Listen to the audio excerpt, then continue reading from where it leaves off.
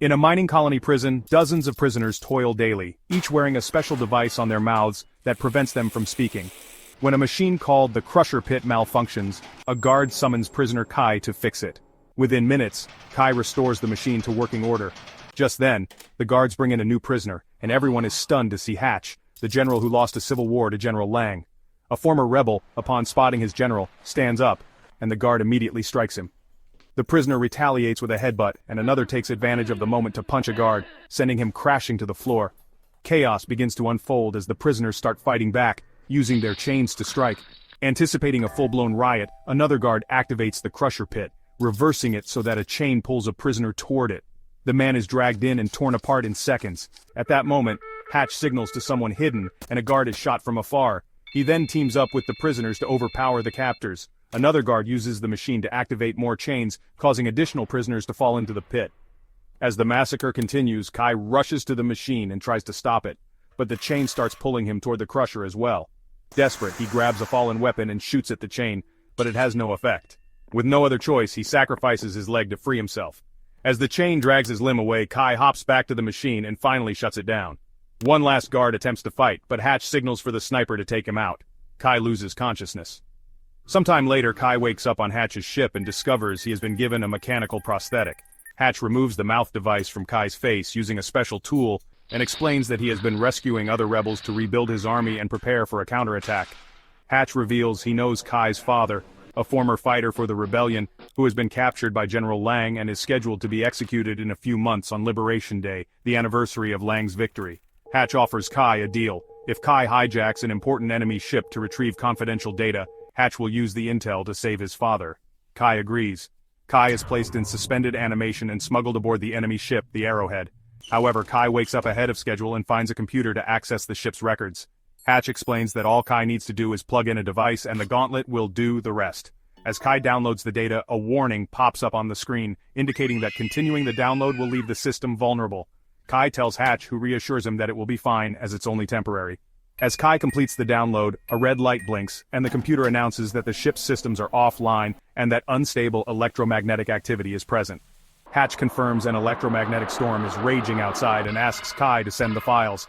But as Kai starts the transfer, the ship shakes violently, and the system's instability causes the transfer to fail. Kai loses contact with Hatch as the ship ejects all the escape pods with their sleeping occupants. Kai rushes to the shuttle just as it's about to be ejected and passes out when it crashes on the nearest planet. When Kai regains consciousness, he tries unsuccessfully to contact Hatch.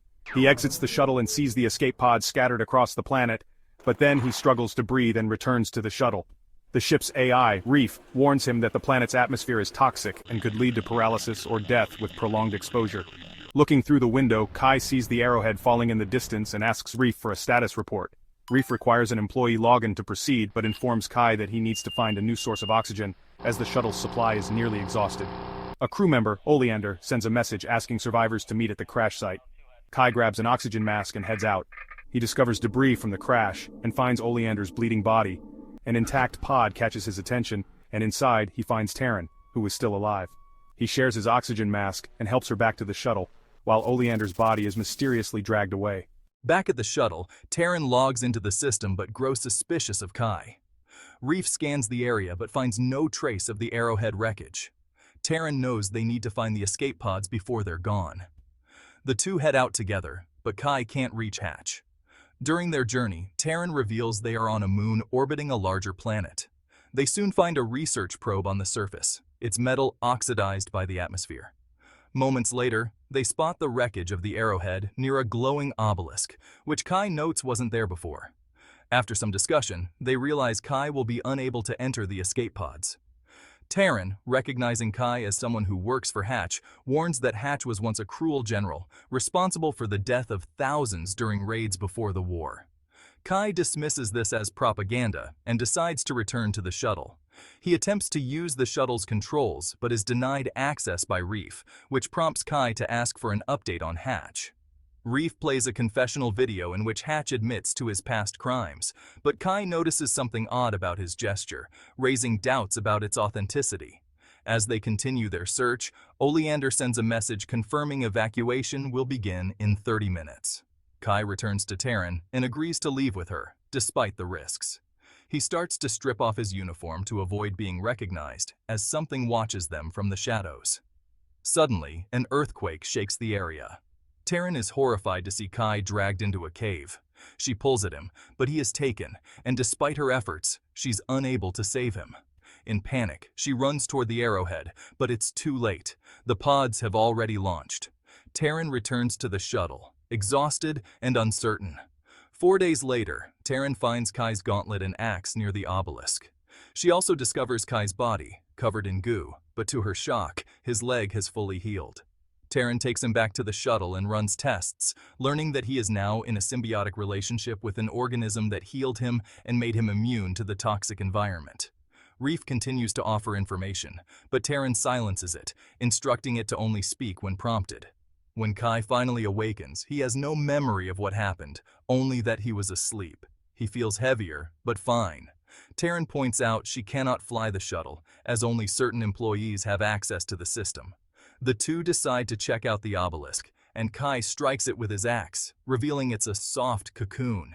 Inside, they find Oleander's body, also covered in goo.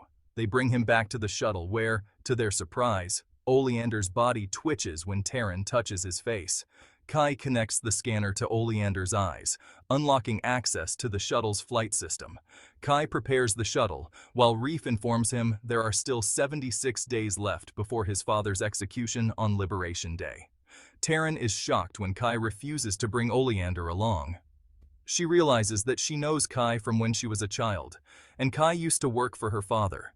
She is stunned by his decision to leave Oleander behind.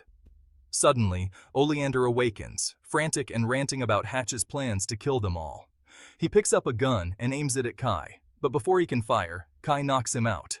However, when Kai turns around, he finds that Taryn has been shot. Furious, he attacks Oleander, but as Kai pauses, he realizes he's been shot as well. His body begins to twitch, and he collapses. When Kai wakes up again, he finds himself near the obelisk, fully healed. The mysterious lights in the sky continue to fly, and he returns to the shuttle. Upon seeing Taryn's and Oleander's skeletons, he enters the shuttle and prepares to leave, his gaze fixed on the large sphere in the sky. Kai takes off, navigating through the storm and turbulent atmosphere, determined to rescue his father, despite his growing doubts about Hatch's true motives. As he approaches deep space, a massive enemy fleet, led by General Lang, appears. Kai activates a cloaking system, evading detection as he heads for Lang's flagship, Exemplar, where his father is being held. Kai infiltrates the ship, evading patrols and using his mechanical leg and enhanced strength to overpower guards. He eventually confronts General Lang, who reveals that Kai's father was never truly a prisoner. He was bait to lure Hatch into making a mistake. Lang explains that the rebellion was just a distraction for Hatch's true goal, a power grab that would cost countless lives.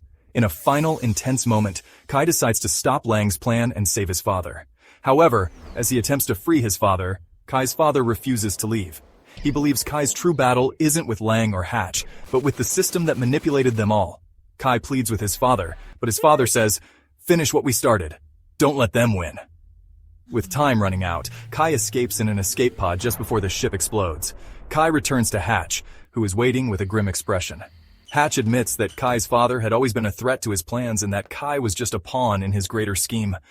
With his father's death and the fall of the rebellion, Kai is left with nothing but his gauntlet and the memories of a lost cause. Hatch offers Kai a position by his side, knowing Kai's skills could help him win the war. But Kai refuses. He leaves Hatch's ship determined to forge his own path, not as a soldier, but as someone who will fight for the truth. As Kai flies into the unknown, he looks at the stars, promising to honor his father's memory by finding a new way to fight, not just for freedom, but for peace. Remember to like, share, and subscribe for more movie recaps.